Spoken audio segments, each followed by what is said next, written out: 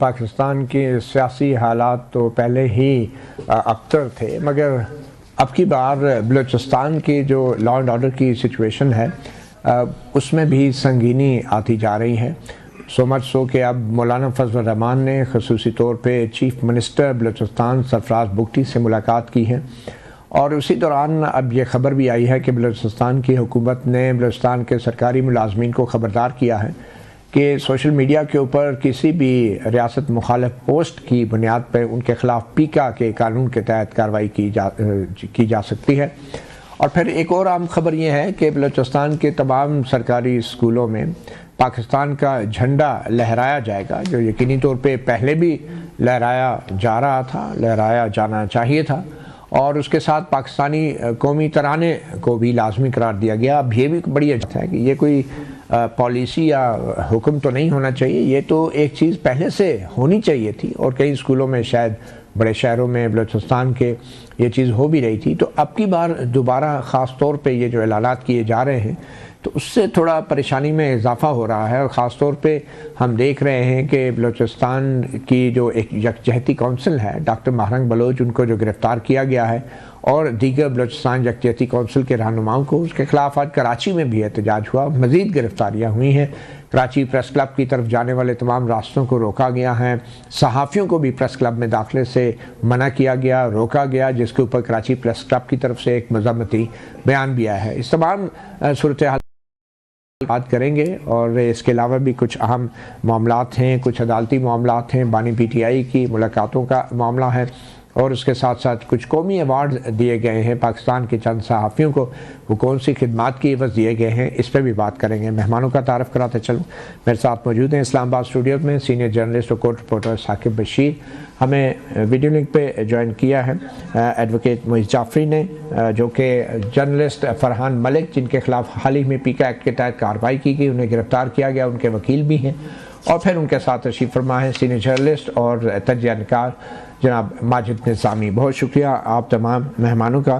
سب سے پہلے تو نظامی صاحب، میں آپ سے جاننا چاہوں گا کہ یہ بلوچستان کی جو صورتحال ہے اس سے تو لگتا ہے کہ یہ وہی بات ہو رہی ہے جیسا کہ مولانا فضل الرحمان پارلیمنٹ میں بھی یہ خبردار کر چکے تھے، اور اپنی پریس کانفرنس میں بھی یہ بتا چکے تھے کہ حالات بہت سنگین ہوتے جا رہے ہیں، اور حکومت کو سنجیدگی سے جو ہیں معاملات کو کنٹرول کرنے کی کوشش کرنی ہوگی. پہلے آپ کو سنا دیتے ہیں مولانا فضل الرحمان نے کہا کیا. نظامی صاحب، آپ نے تو سنا بھی اور سنا بھی ہوگا، کیا دیکھ رہے ہیں بلوچستان کے حوالے سے؟ آج جو کراچی میں خاص طور پہ مظاہرہ ہوا اور پھر مزید لوگ بھی گرفتار ہوئے ہیں، یہ معاملات کس طرف جا رہے ہیں؟ کیا ڈاکٹر مہرنگ بلوچ کی رہائی ہے وہ کتنی ضروری ہو گئی ہے، کم از کم وقتی طور پہ صورتحال کو بہتر بنانے کے لیے؟ بہت شکریہ. مجھے معروف شاعر حبیب جالب کا ایک شعر یاد آ رہا ہے جو انہوں نے آج سے تقریباً 50 سال پہلے بلوچستان ہی کی صورتحال پہ کہا تھا، اور وہ شعر کچھ اس طرح سے ہے کہ وہ کہہ رہے ہیں محبت نہیں وطن سے مجھے، سکھا رہے ہیں محبت مشین گن سے مجھے. تو حبیب جالب جب 70 کی دہائی میں بلوچستان کے اندر اس طرح کے مسائل تھے اور ایک بڑا مشہور مقدمہ چلا تھا، اس وقت بھی یہی تمام باتیں کی جا رہی تھی. لیکن میں سمجھتا ہوں کہ ان ساری باتوں سے آگے نکلتے ہوئے قومی اتفاق رائے کی اچھا ضرورت ہے. اگر وہ نہیں ہوگا، فری سلوشن کے ساتھ مسائل کو حل نہیں کیا جا سکتا.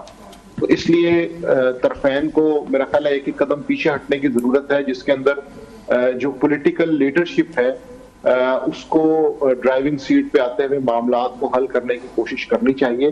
کیونکہ اگر ایسا نہ کیا گیا تو پھر طاقت کا جو استعمال ہے اس سے ہم نے دیکھا ہے کہ پچھلے 20 سال کے اندر بلوچستان کے اندر کوئی بہتری نہیں ہوئی. تو یہ بڑی غیر مقبول سی رائے ہو سکتی ہے، بہت سے لوگوں کو اس سے اختلاف بھی ہو سکتا ہے، لیکن میں سمجھتا ہوں کہ بلوچستان کی صورتحال کے کئی فیکٹرز ہیں. ایک تو کمزور سویلین انتظامی ڈھانچہ بھی ہے، 900 ارب روپے سے زائد کا بجٹ آتا ہے، لیکن وہ کہاں جاتا ہے اس حوالے سے بہت سے سوالیہ نشانات ہیں. پھر اس طرح سے کئی انڈیکیٹرز ہیں جو ہمیں بتاتے ہیں کہ بلوچستان کا مسئلہ جو ہے وہ کتنا گہرا اور پیچیدہ ہے. مثال کے طور پہ حکومت پاکستان نے جو ریسنٹ انڈیکس جاری کیا ہے اضلاع کی تعلیمی کارکردگی کا، افسوسناک صورتحال یہ ہے کہ بلوچستان میں سے کوئی بھی ضلع پہلے 50 اضلاع کی رینکنگ میں آتا ہی نہیں ہے. کوئٹہ اور گوادر کا نمبر تقریباً کوئی 65-66 کے بعد جا کے آتا ہے. اسی طرح جب ہم باقی چیزوں میں دیکھتے ہیں، بجٹ کی بات کرتے ہیں، اسمبلی کی کارکردگی کو دیکھتے ہیں، تو ملتا ہے کہ یہ مسئلہ ایک ہمہ جہت مسئلہ ہے اور اس کی جو سلوشن ہے وہ مختلف ڈائریکشنز میں ہونے چاہیے. صرف ایک سلوشن کے ذریعے آپ مسئلے کو حل نہیں کر سکتے. تو میرا خیال ہے کہ پاکستان کی سیاسی قیادت کو، عسکری قیادت کو سے ایک ہمہ جہت پالیسی بنانے کی ضرورت ہے جس سے بہتر نتائج آ سکیں. اچھا ماجد صاحب، یہ جو اب خبر آئی ہے، حکومت بلوچستان نے یہ اعلان کیا ہے کہ تمام جو سرکاری اسکول ہیں صوبے کے، وہاں پہ پاکستانی جھنڈا لہرایا جائے گا، پاکستان کا قومی ترانہ وہاں پہ لازمی قرار دیا جائے گا اس کو. تو یہ اس طرح کے اعلانات سے پریشان کن صورتحال نہیں لگتی آپ کو؟ کیا یہ پہلے نہیں ہو رہا تھا بلوچستان، اور کتنے عرصے سے یہ صورتحال اتنی خراب تھی کہ اب حکومت کو بظاہر زور زبردستی کے ساتھ یہ سب کچھ کروانا پڑے گا؟ دیکھیے، اس اعلان سے پہلے اگر ہم اس کا بیک گراؤنڈ جانچیں تو یہ اعلان اس بات کو ظاہر کرتا ہے کہ کہیں نہ کہیں کچھ ایسے مسائل تھے جن کی بنیاد پہ یہ قدم اٹھانے کی ضرورت پیش آئی ہے. اور ہمارے سامنے اس طرح کی کئی مثالیں ہیں کہ جن کے اندر ہم یہ دیکھ چکے ہیں کہ ریاست جب اس طرح کی کوئی چیز امپلیمنٹ کرتی ہے تو اس کے ساتھ ساتھ انہیں اس جگہ پہ حالات کو سازگار بھی کرنا ہوتا ہے. آج اسی حکم نامے کے اندر یہ بھی درج ہے کہ وہ تمام سول افسران جو اس طرح کی چیزوں پر عمل درآمد نہیں کروا سکتے، وہ رضاکارانہ طور پہ اپنے عہدوں سے علیحدہ ہو سکتے ہیں. یہ دو چیزوں کو جب ہم ملا کے دیکھتے ہیں تو یہ وہاں کی حالات کی سنگینی کی نشاندہی کرتا ہے.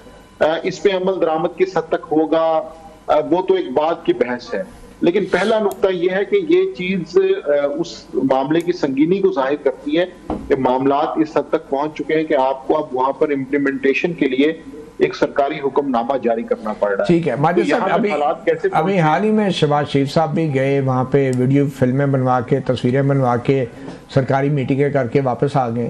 تو یہ آخر کس نے یہ معاملات کو ٹھیک کرنا ہے؟ نواز شریف صاحب کی طرف سے کوئی دلچسپی ظاہر ہو رہی ہے یا آج کل وہ صرف اپنے معاملات کو ہی دیکھ رہے ہیں؟ دیکھیے، میاں نواز شریف کا معاملہ یہ ہے کہ چونکہ ان کے پاس اس طرح سے کوئی اختیار موجود نہیں ہے اور اختیارات کے مسئلے کی وجہ سے ہی انہیں گوشہ نشینی اختیار کرنی پڑی ہے. مجھے نہیں لگتا کہ انہیں بلوچستان کے مسئلے پر ریاست کوئی اختیارات دے کے وہاں پر بھیجے گی کہ وہاں کا وہ مسئلہ حل کریں. ان کا تو پہلے ہی مسئلہ اختیارات کی منتقلی کا تھا جو کہ حل نہیں ہوا، جس کی وجہ سے وہ گھر بیٹھے ہیں.